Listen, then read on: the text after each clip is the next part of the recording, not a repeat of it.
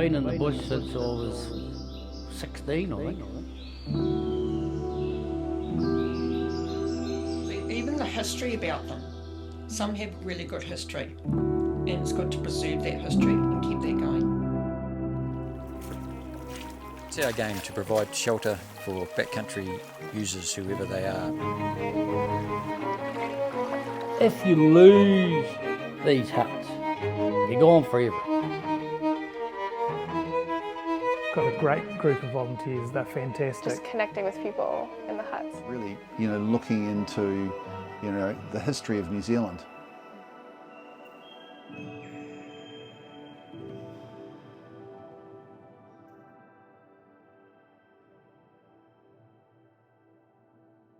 I'm Greg Wilson. I'm chairman of Permolat Southland.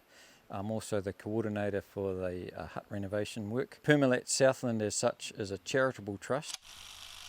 We've been in existence since 2017, which makes it 8 years now, and to date we've done approximately a dozen huts. We work to renovate backcountry huts like the one behind me. It's just about making sure that the huts that exist in our backcountry, of which there are many, get preserved and are there for future generations.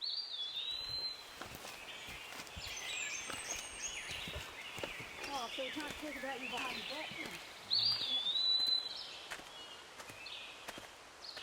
Beautiful forest. Great track, bush and hut. Great hut. Thanks to Permolat Southland for this absolute gem of a hut. So I joined Permolat Southland when I seen it advertised, and I just thought, well, I'm giving back something because I've spent most of my life in the bush. You go to a hut and you look at it and it can be pretty grotty and dirty and run down, and somehow you take a snap picture of what it looked like, and then you work away together and you think, oh, you're not making much progress, and then all of a sudden on the last day when you packed everything up, you take another snapshot of the hut and you go, wow, what a transformation that is.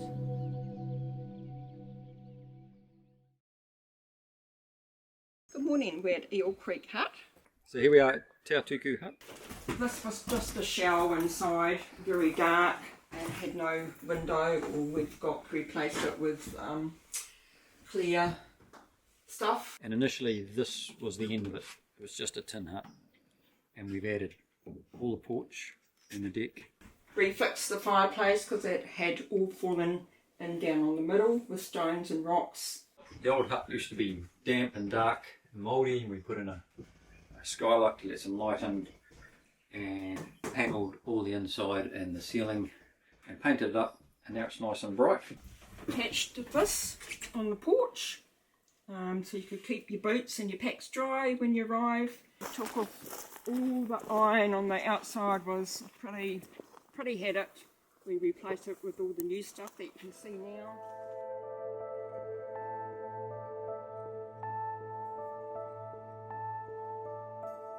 It's great to be able to give something back and ensure that we've got facilities for hikers and hunters for many years to come. We make freeze-dried meals for the outdoors here in Invercargill, New Zealand. We make all of our meals here and then distribute them around outdoor stores all across New Zealand, and we also export a lot of what we make to Australia as well.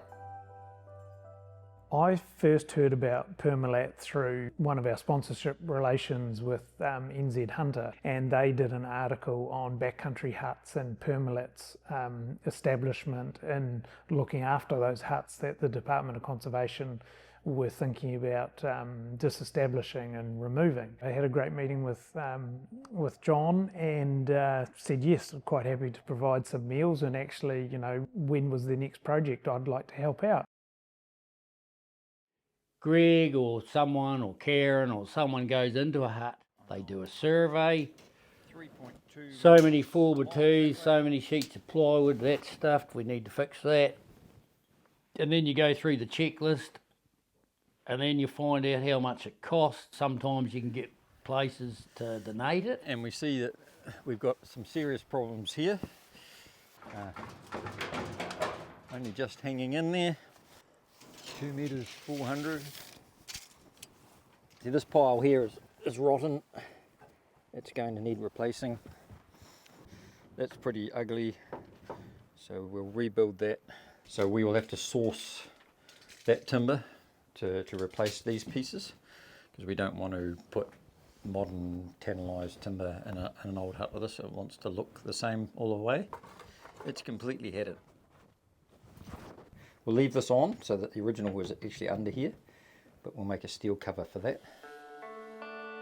When we come to a hut and we go to do it up, we want that story to stay there and be visible for people, and especially if it's connected to a particular individual or a particular story. So it is very much like restoring an historic building. You know, most of them were built in the 60s, the ones that we've been doing, and it's important not to lose those bits that make them really special.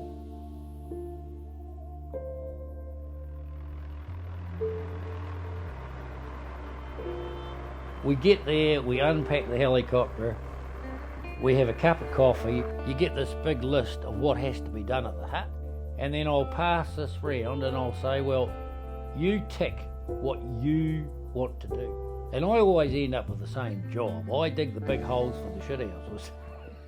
Yeah, the biggest challenge is normally trying to get actually everything on Greg's list done in the amount of time that we've got. Everybody trying to work in a similar space at the same time on different jobs. You know, you don't have any big powerful tools or anything else. So you've just got hand tools and things, and you figure out how to get it done.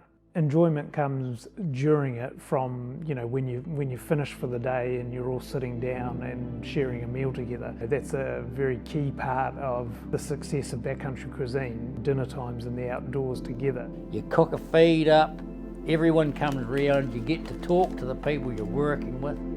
That's just what it is, and it's just the people and preserving the hut.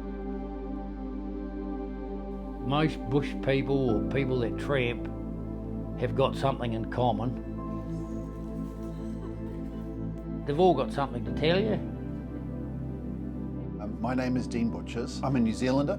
So my name's Caitlin. I'm from Canada. I'm currently doing the TA for the South Island, started at Ships Cove. I came to New Zealand to do the TA. I have around a week left, so I'm almost done the whole trail. And are about 7 days away from getting to Bluff. It's fantastic. Yeah, I mean, you've got these iconic trails that are truly backcountry.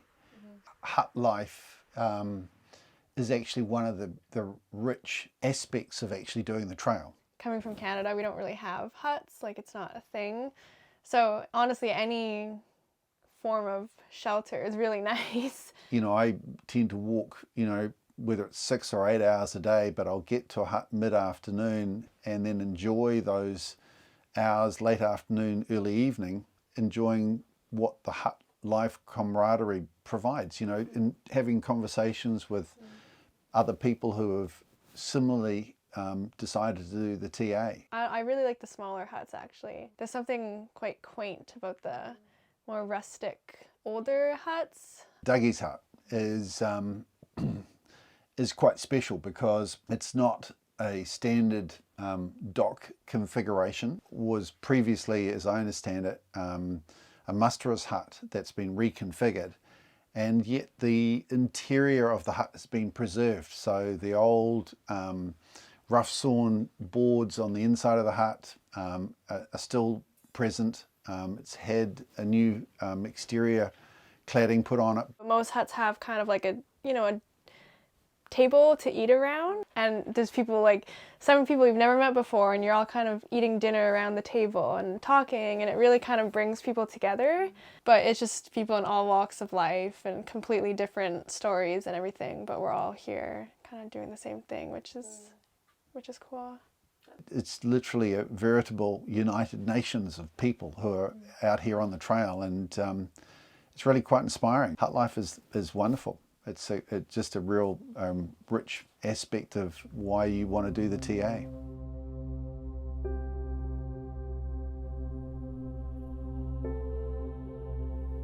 I think that's the beginning when older people introduce you to the bush. You either like it or you don't. We were always taught when we went to a hut, when we left the hut, we left it tidy, we put firewood there in case someone come in and needed it. Well, nowadays, young people don't do that.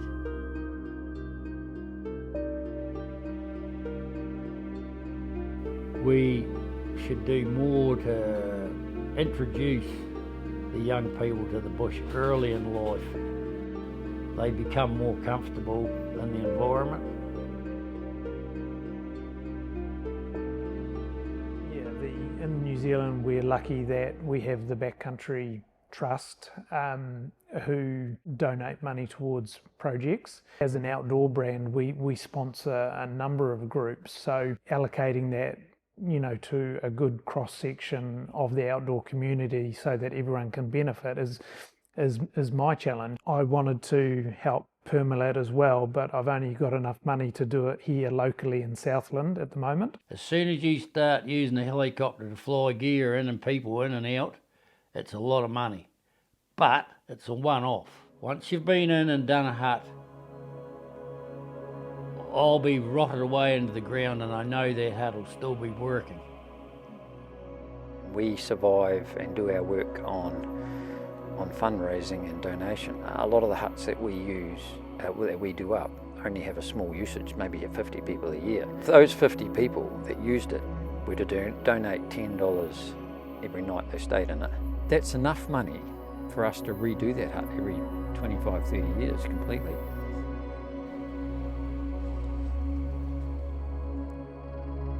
You might never need it and you might, but just some people do, some people don't. And hopefully we get some younger generation, people that have the same foresight to keep doing it when we're gone. So the huts will remain.